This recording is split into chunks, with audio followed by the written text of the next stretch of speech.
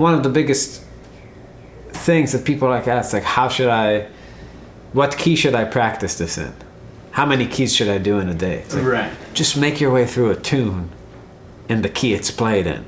Yeah. Really learn the choices on each chord, right? And then the next time you're playing a tune and that situation comes back, if it's in a different key, really work on that.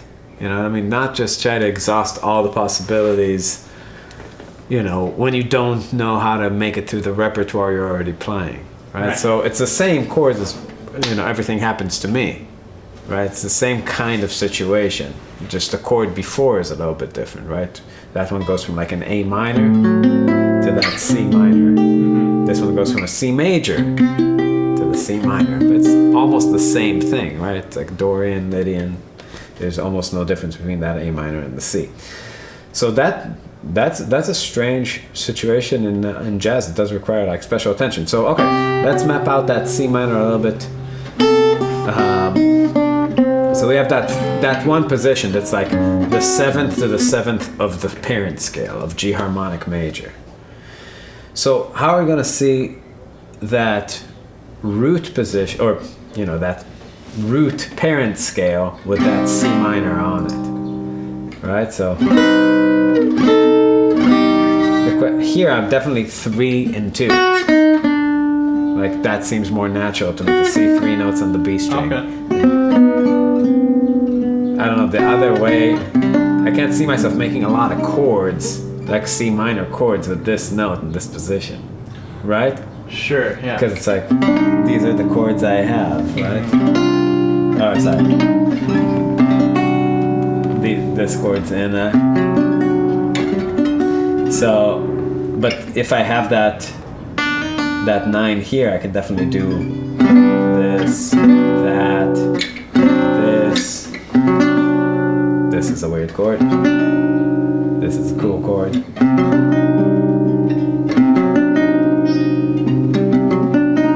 Oh, jeez. Good lord. Yeah.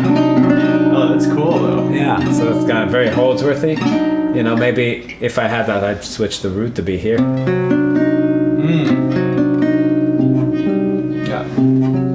So now I'm no longer in that position, but like I can add the flatted third of it, and then I have that sound. It's like, ooh, right? So it's a much better position. So that's half of that sound. Now I got the.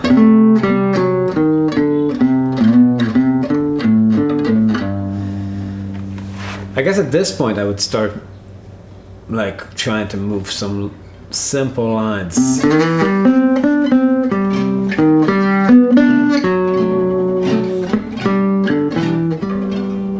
That's a cool line, right? It's like that it's a C Lydian, that first. That note is the common tone. That F sharp stays the same in those 3 chords. So that's maybe something to remember, like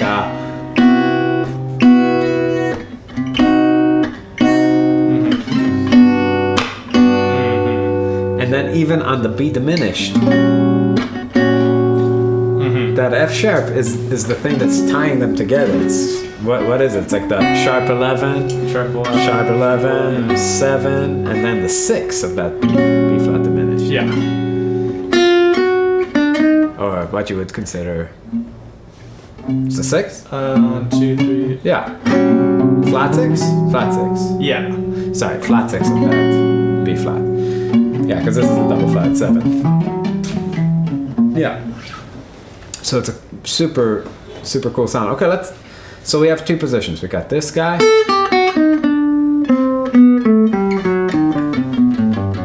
This position.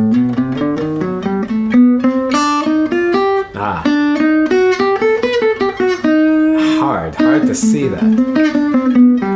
For me, at least. Yeah. So I'd say the next position, kind of from A to A, from the 2 of the parent scale to the 2 of the parent scale. So that's sort of like, we have that A minor 7 flat 5 voicing here, right? which is kind of like a C minor 6, right? Yeah. Exactly like a C minor 6. So how are we gonna visualize it right here? We got the root, the 7, 6, and then that sharp. Sorry, 5 sharp 11. So yeah, that's the question. Where probably here, if we're it's kind of like if we're seeing this chord, then we have to bring it here because that's how we're visualizing the chord. But if we're seeing this chord, that might be a little bit more inside. Like for me, this kind of dips into this territory, right? The C minor.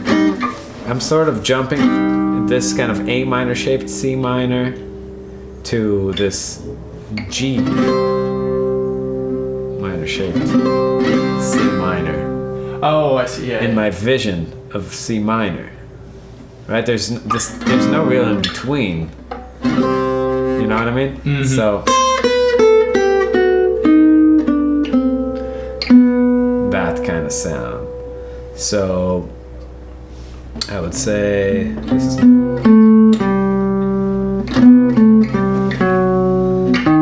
That's the hard part for me to visualize.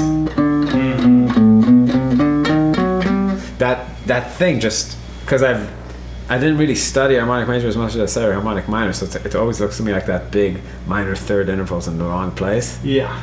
You know, it's just kind of like wedged in there.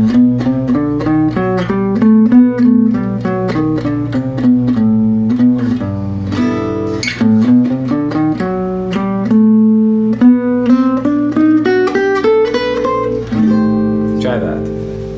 Oh, it's just from here? You're good at this, aren't you? You've actually practiced the guitar. Yeah. Yeah. So this is easy for you. Yeah. Really? Yeah. Well, it's That's just like sick. you just imagine like just G major, but like you're only changing one note. You know. I don't think about it like I think because I wouldn't think like that to play. Yeah. You know what I I mean? mean, it's different when you're actually But if you're just playing a scale up and down, getting used to it. But honestly, like I think the way you look at guitar is helpful in this kind of mind space.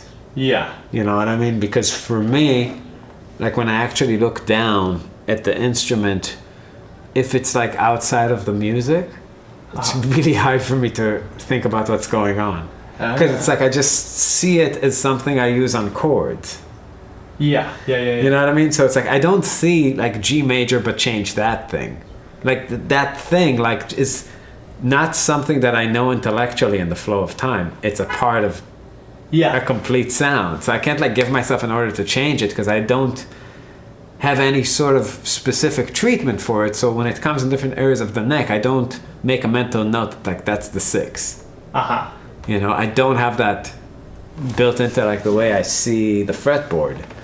Because I just like I hear the sound, but it's just like it's like that, but not. You know what I mean? Sure. I don't have that. It's like things are like really happening immediately. So I think there's an advantage to doing things my way because in one way you get to be more like intuitive with the scale, but the disadvantage is like you don't have this like overriding kind of control. It's strange.